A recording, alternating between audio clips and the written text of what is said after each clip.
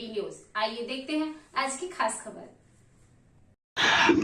Kandivali Thakur Ramnarayan campus के विद्यार्थियों ने बनाई इको फ्रेंडली की लाडला गणपति की बप्पा की शानदार सजावट। जैसा कि आप सब जानते हैं कि मुंबई सहित पूरे महाराष्ट्र में भगवान का आगमन का 5वां दिन है। मुंबई के हर घर में भगवान श्री गणेश विराजमान है, जहां भगवान गणेश की पूजा अर्चना के साथ साथ मंडल की तरफ से एक संदेश लोगों को दिया जा रहा है।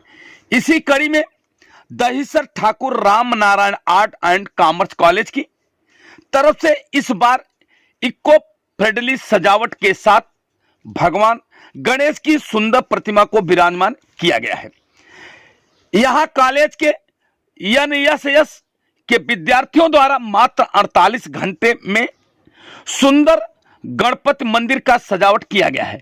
इसी गणपति पंडाल में उपयोग किए गए सभी सजावट की सामग्री वेस्ट मटेरियल से बनाई गई है, जिसमें भगवान भोलेनाथ का शिवलिंग पेपर बॉक्स से बनाया गया है, जबकि भगवान गणेश की प्रतिमा के ऊपर बनाए गए पर्वत को जूट का बनाया गया है।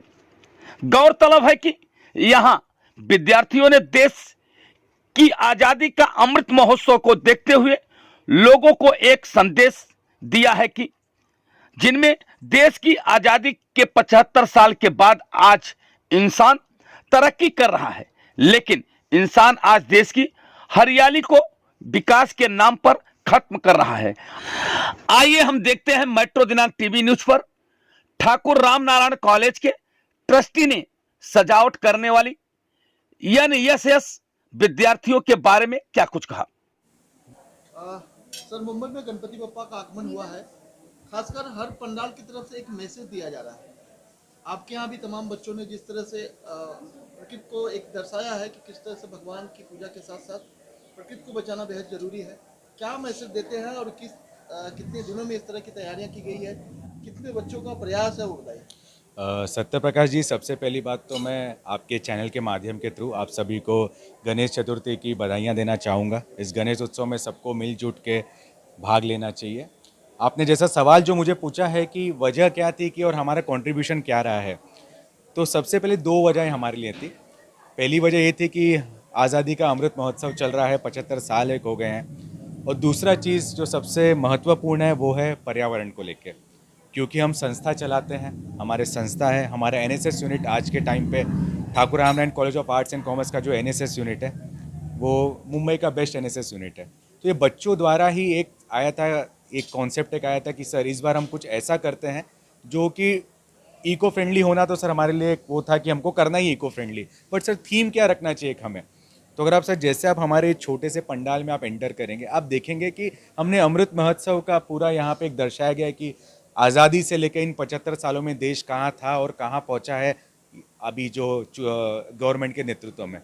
तो ये सर एक दर्शाता है। दूसरा चीज़ जो यहाँ पे पंडाल में सर पूरी सारी चीज़ें सारी रिसाइक्लेबल है, प्लास्टिक और पेपर द्वारा बनाए गए सारी चीज़ें। आप जहाँ पे आप शिवलिंग भी जो देखेंगे, जो बप्पा है वो एक प्लास्टिक का डब्बा है जिनको बच्चों ने कार्डबोर्ड से कवर करके पेंट करके किया है। अगर हम कोई साधारण व्यक्ति को दिखा देंगे तो उनको ये बात ना समझेगी, ना एहसान कर मना वो सोच पाएंगे ऐसा कि ऐसा भी एक हो सकता है। तो बच्चों की तरफ से ये इनिशिएटिव था, हमारे संस्था की तरफ से इनिशिएटिव था कि इको फ्रेंडली गणपति होना चाहिए। बट इको फ्रेंडली का ये मतलब ना हो कि सिर्फ बप्पा इको फ्रेंडली हो। जहाँ से हम कदम रखते हैं हमारे पंडाल में हर एक चीज़ दर्शाना चाहिए कि सर ये चीज़ हम रीयूज़ कर सकते हैं, ये चीज़ हम रीयूज़ कर सकते हैं। बस वही चीज़ है सर, कॉन्सेप्ट वही है, सोच वही है। उम्मीद करते इससे और आगे बड़े लेवल पे कर पाए और अपने इस माध्यम के थ्रू और लोगों को जोड़ पाए जो पर्यावरण के लिए सही में कुछ करना चाहते हैं और कुछ बदलाव लाना चाहते हैं। जय जवान, जय किसान, जय विज्ञान के अलावा जय अनुसंधान, इसके बारे में 2 लाइन बताइए। जय अनुसंधान।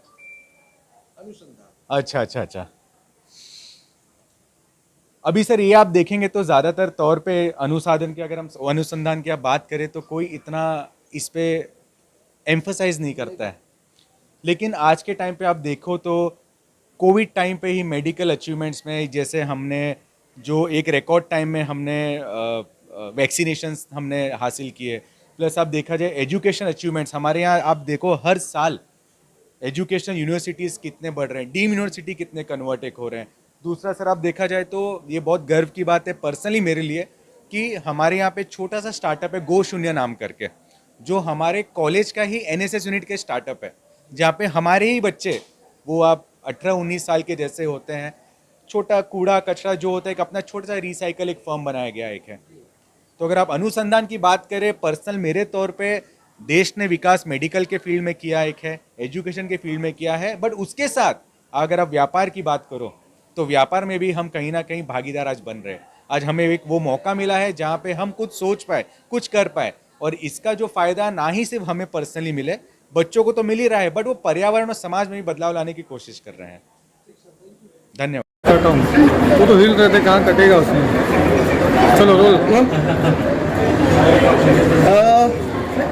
इको फ्रेंडली गणपति बप्पा को आप लोगों ने लाया है, क्या मैसेज है, कितने दिन में बनाया है, क्या मैसेज देना चाहते बताइए। ये पूरा का पूरा तैयार तो सिर्फ 2 दिन में हम लोगों ने किया। इको फ्रेंडली बनाने का मैसेज उसके पीछे रीज़न ये था कि आज के टाइम पर हम जो भी चीज़ें देख रहे हैं, हम जो भी चीज़ें कर रहे हैं, कहीं ना तो कहीं वो चीज़ें हमारे एनवायरनमेंट को बहुत ज़्यादा नुकसान दे रही है। तो इसके लिए हम चाहते हैं कि जो भी चीज़ हो, अब हम इको फ्रेंडली की चीज़ों के ऊपर ज़्यादा ध्यान दें, ताकि वो हमारे नेचर के लिए अच्छा रहे, साथ ही सोसाइटी के लिए।